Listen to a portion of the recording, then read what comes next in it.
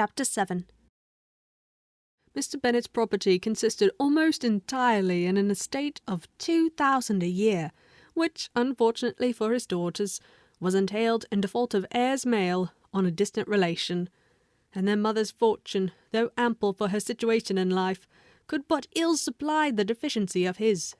Her father had been an attorney in Meryton, and had left her £4,000. She had a sister married to a Mr. Phillips, who had been a clerk to their father and succeeded him in the business, and a brother settled in London in a respectable line of trade. The village of Longbourn was only 1 mile from Meryton, a most convenient distance for the young ladies, who were usually tempted thither 3 or 4 times a week to pay their duty to their aunt, and to a milliner's shop just over the way. The 2 youngest of the family, Catherine and Lydia, were particularly frequent in these attentions. Their minds were more vacant than their sisters', and when nothing better offered, a walk to Meryton was necessary to amuse their morning hours and finish conversation for the evening. And, however bare of news the country in general might be, they always contrived to learn some from their aunt. At present, indeed, they were well supplied both with news and happiness by the recent arrival of a militia regiment in the neighbourhood. It was to remain the whole winter, and Meryton was the headquarters. Their visits to Mrs. Phillips were now productive of the most interesting intelligence. Every day added something to their knowledge of the officers' names and connections. Their lodgings were not long a secret, and at length they began to know the officers themselves. Mr. Phillips visited them all, and this opened to his nieces a source of felicity unknown before. They could talk of nothing but officers, and Mr. Bingley's large fortune, the mention of which gave animation to their mother, was worthless in their eyes when opposed to the regimentals of an ensign. After listening one morning to their effusions on this subject, Mr. Bennet coolly observed, "From all that I can collect by your manner of talking, you must be 2 of the silliest girls in the country. I have suspected it some time, but I am now convinced." Catherine was disconcerted, and made no answer, but Lydia, with perfect indifference, continued to express her admiration of Captain Carter, and her hope of seeing him in the course of the day, as he was going the next morning to London. "I am astonished, my dear," said Mrs. Bennet, "that you should be so ready to think your own children silly. If I wish to think slightingly of anybody's children, it should not be of my own, however. If my children are silly, I must hope to always be sensible of it." "Yes, but as it happens, they are all of them very clever." "This is the only point, I flatter myself, on which we do not agree. I had hoped that our sentiments coincided in every particular, but I must so far differ from you as to think our 2 youngest daughters uncommonly foolish." "My dear Mr. Bennet, you must not expect such girls to have the sense of their father and mother. When they get to our age, I dare say they will not think about officers any more than we do. I remember the time when I liked a red coat myself very well, and indeed so I do still at my heart. And if a smart young colonel with 5,000 or 6,000 a year should want one of my girls, I shall not say nay to him. And I thought Colonel Forster looked very becoming the other night at Sir Williams's in his regimentals." "Mamma," cried Lydia, "my aunt says that Colonel Forster and Captain Carter do not go so often to Miss Watson's as they did when they first came. She sees them now very often standing in Clark's library." Mrs. Bennet was prevented replying by the entrance of the footman with a note for Miss Bennet. It came from Netherfield, and the servant waited for an answer. Mrs. Bennet's eyes sparkled with pleasure, and she was eagerly calling out while her daughter read. "Well, Jane, who's it from? What is it about? What does he say? Well, Jane, make haste and tell us. Make haste, my love." "It is from Miss Bingley," said Jane, and then read it aloud. "My dear friend, if you are not so compassionate as to dine today with Louisa and me, we shall be in danger of hating each other for the rest of our lives, for a whole day's tete-a-tete between 2 women can never end without a quarrel. Come as soon as you can on the receipt of this. My brother and the gentlemen are to dine with the officers. Yours ever, Caroline Bingley. With the officers? Cried Lydia.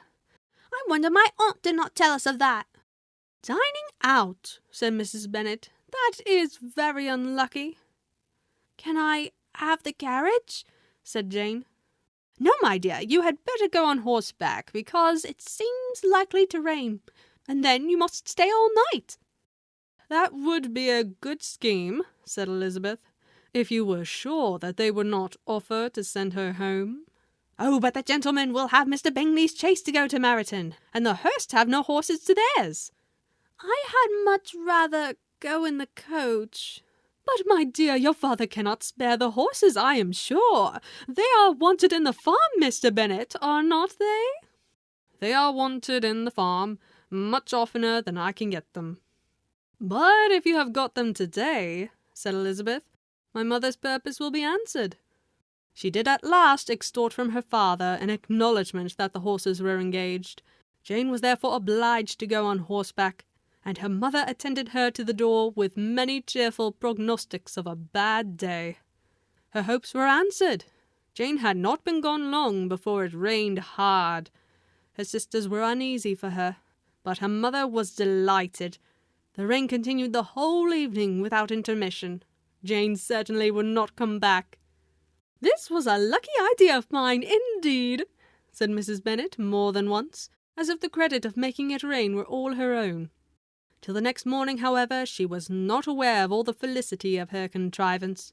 Breakfast was scarcely over, when a servant from Netherfield brought the following note for Elizabeth. My dearest Lizzie, I find myself very unwell this morning, which I suppose is to be imputed to my getting wet through yesterday. My kind friends will not hear of my returning home till I am better. They insist also on my seeing Mr. Jones. Therefore, do not be alarmed if you should hear of his having been to me, and excepting a sore throat and a headache, there is not much the matter with me. Yours, etc. Well, my dear, said Mr. Bennet, when Elizabeth had read the note aloud, if your daughter should have a dangerous fit of illness, if she should die, it would be a comfort to know that it was all in pursuit of Mr. Bingley, and under your orders. Oh, I'm not at all afraid of her dying. People do not die of little trifling colds. She will be taken good care of. As long as she stays there, it is all very well. I would go and see her if I could have the carriage. Elizabeth, feeling really anxious, determined to go to her, though the carriage was not to be had, and as she was no horsewoman, walking was her only alternative. She declared her resolution. How can you be so silly, cried her mother, as to think of such a thing in all this dirt? You will not be fit to be seen when you get there. I shall be very fit to see Jane, which is all I want. Is this a hint to me, Lizzie, said her father, to send for the horses? No, indeed. I do not wish to avoid the walk. The distance is nothing when one has a motive. Only 3 miles. I shall be back by dinner. I admire the activity of your benevolence, observed Mary, but every impulse of feeling should be guided by reason, and in my opinion, exertion should always be in proportion to what is required. We will go as far as Meryton with you, said Catherine and Lydia. Elizabeth accepted their company, and the 3 young ladies set off together. If we make haste, said Lydia as they walked along, perhaps we may see something of Captain Carter before he goes. In Meryton they parted. The 2 youngest repaired to the lodgings of one of the officers' wives, and Elizabeth continued her walk alone, crossing field after field at a quick pace, jumping over stiles and springing over puddles, with impatient activity, and finding herself at last within view of the house, with weary ankles, dirty stockings, and a face glowing with the warmth of exercise. She was shown into the breakfast parlour, where all but Jane were assembled, and where her appearance created a great deal of surprise. That she should have walked 3 miles so early in the day in such dirty weather, and by herself, was almost incredible to Mrs. Hurst and Miss Bingley, and Elizabeth was convinced that they held her in contempt for it. She was received, however, very politely by them, and in their brother's manners there was something better than politeness. There was good humour and kindness. Mr. Darcy said very little, and Mr. Hurst nothing at all. The former was divided between admiration of the brilliancy which exercise had given to her complexion, and doubt as to the occasions justifying her coming so far alone. The latter was thinking only of his breakfast. Her inquiries after her sister were not favourably answered. Miss Bennet had slept ill, and though up, was very feverish, and not well enough to leave her room. Elizabeth was glad to be taken to her immediately, and Jane, who had only been withheld by the fear of giving alarm or inconvenience from expressing in her note how much she longed for such a visit, was delighted at her entrance. She was not equal, however, to much conversation, and when Miss Bingley left them together, could attempt little besides expressions of gratitude for the extraordinary kindness she was treated with. Elizabeth silently attended her. When breakfast was over, they were joined by the sisters, and Elizabeth began to like them herself, when she saw how much affection and solicitude they showed for Jane. The apothecary came, and having examined his patient, said, as might be supposed, that she had caught a violent cold, and that she must endeavour to get the better of it, advised her to return to bed, and promised her some draughts. The advice was followed readily, for the feverish symptoms increased, and her head ached acutely. Elizabeth did not quit her room for a moment, nor were the other ladies often absent. The gentlemen being out, they had in fact nothing to do elsewhere. When the clock struck 3, Elizabeth felt that she must go, and very unwillingly said so. Miss Bingley offered her the carriage, and she only wanted a little pressing to accept it, when Jane testified such concern at parting with her that Miss Bingley was obliged to convert the offer of the chaise into an invitation to remain at Netherfield for the present. Elizabeth most thankfully consented, and a servant was dispatched to Longbourn to acquaint the family with her stay and bring back a supply of clothes. Chapter 8. At 5 o'clock the two ladies retired to dress, and at 6:30 Elizabeth was summoned to dinner. To the civil inquiries which then poured in, and amongst which she had the pleasure of distinguishing the much superior solicitude of Mr. Bingley, she could not make a very favourable answer. Jane was by no means better. The sisters, on hearing this, repeated 3 or 4 times how much they were grieved, how shocking it was to have a bad cold, and how excessively they disliked being ill themselves, and then thought no more of the matter, and their indifference towards Jane, when not immediately before them, restored Elizabeth to the enjoyment of all her original dislike. Their brother, indeed, was the only one of the party whom she could regard with any complacency.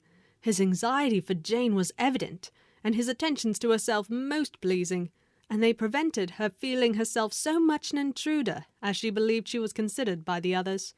She had very little notice from any but him. Miss Bingley was engrossed by Mr. Darcy, her sister scarcely less so. And as for Mr. Hurst, by whom Elizabeth sat, he was an indolent man, who lived only to eat, drink, and play at cards, who, when he found her prefer a plain dish to a ragout, had nothing to say to her. When dinner was over, she returned directly to Jane, and Miss Bingley began abusing her as soon as she was out of the room.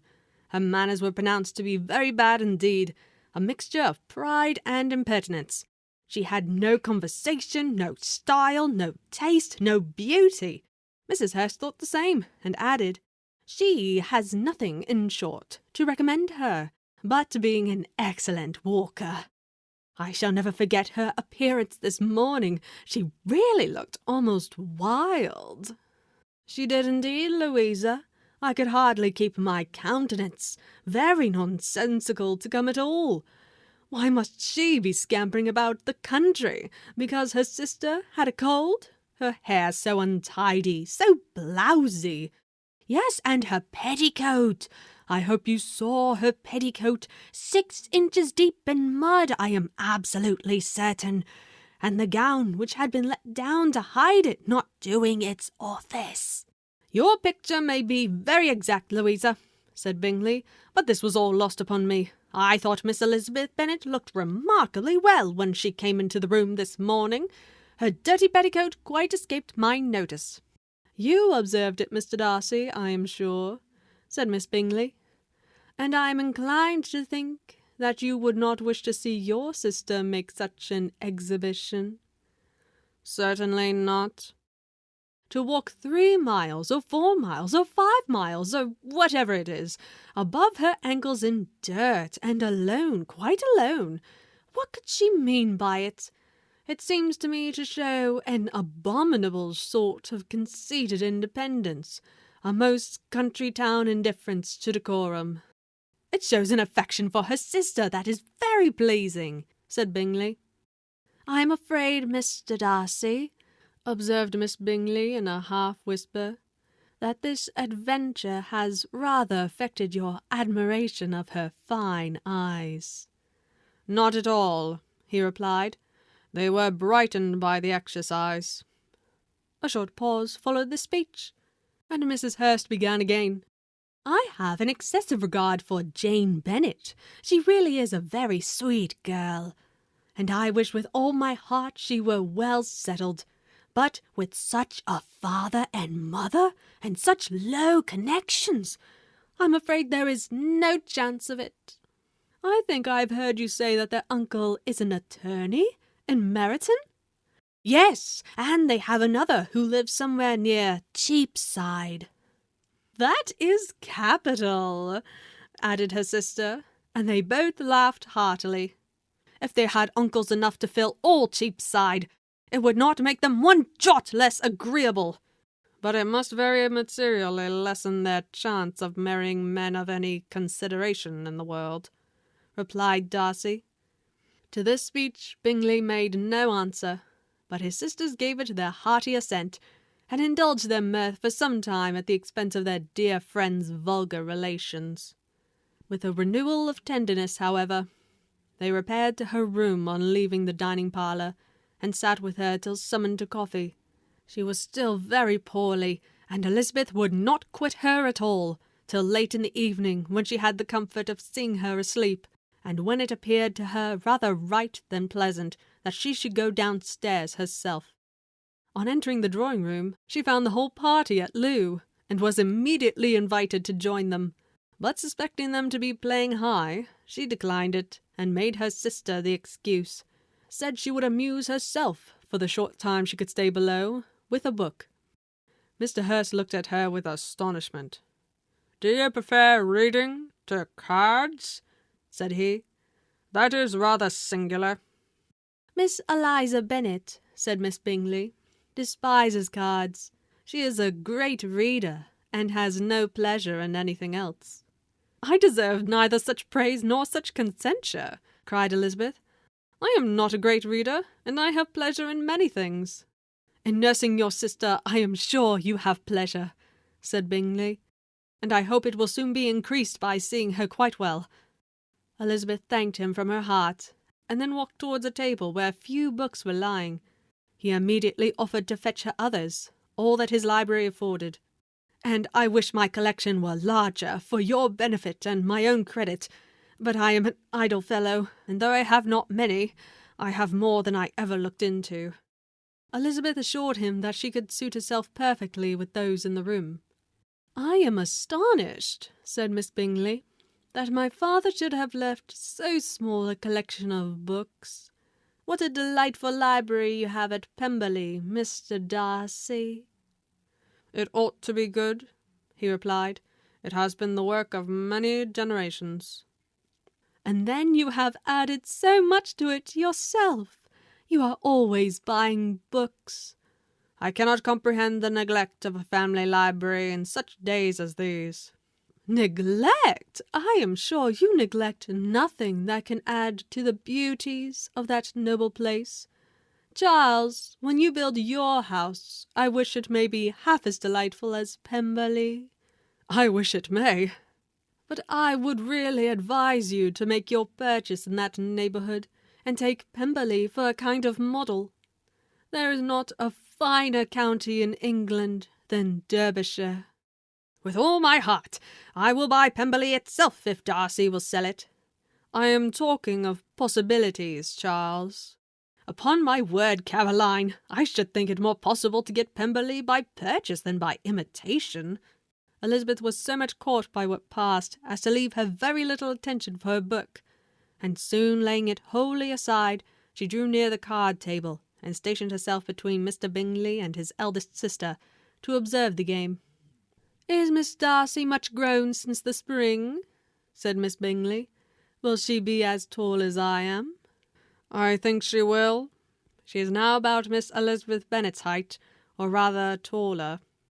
"How I long to see her again! I never met with anybody who delighted me so much.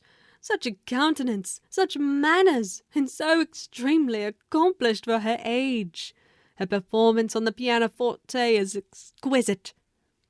"It is amazing to me," said Bingley, "how young ladies can have patience to be so very accomplished as they all are."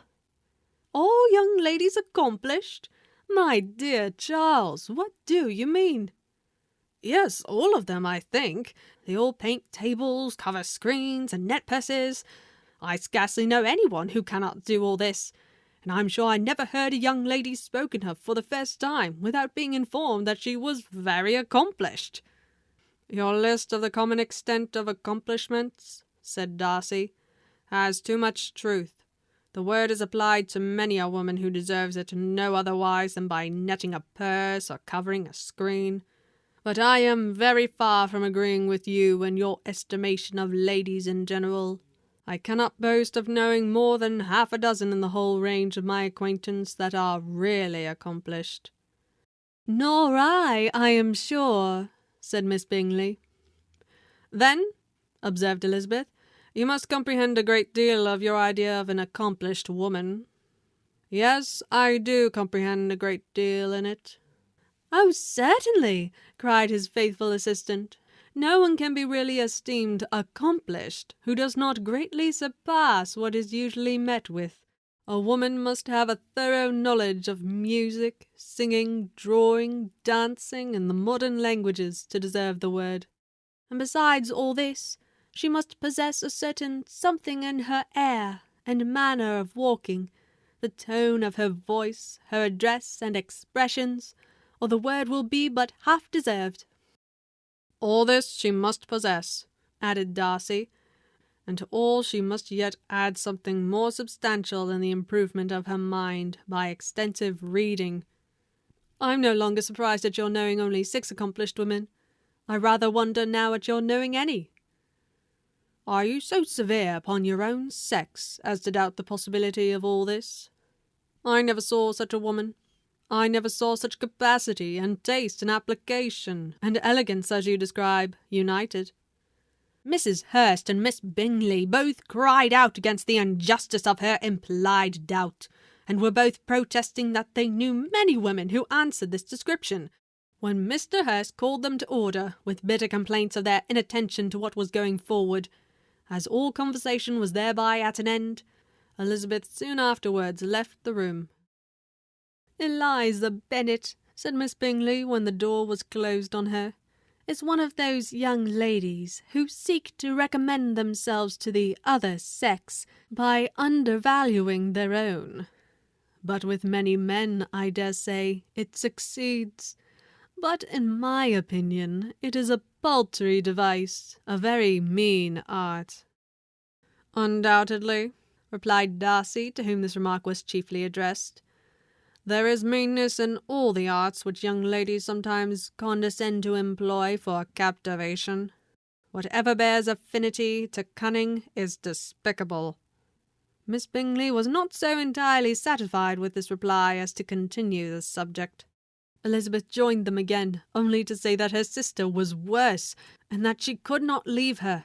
Bingley urged Mr. Jones's being sent for immediately, while his sisters, convinced that no country advice could be of any service, recommended an express to town for one of the most eminent physicians. This she would not hear of, but she was not so unwilling to comply with their brother's proposal, and it was settled that Mr. Jones would be sent for early in the morning, if Miss Bennet were not decidedly better. Bingley was quite uncomfortable. His sisters declared that they were miserable. They solaced their wretchedness, however, by duets after supper, while he could find no better relief to his feelings than by giving his housekeeper directions that every possible attention might be paid to the sick lady and her sister.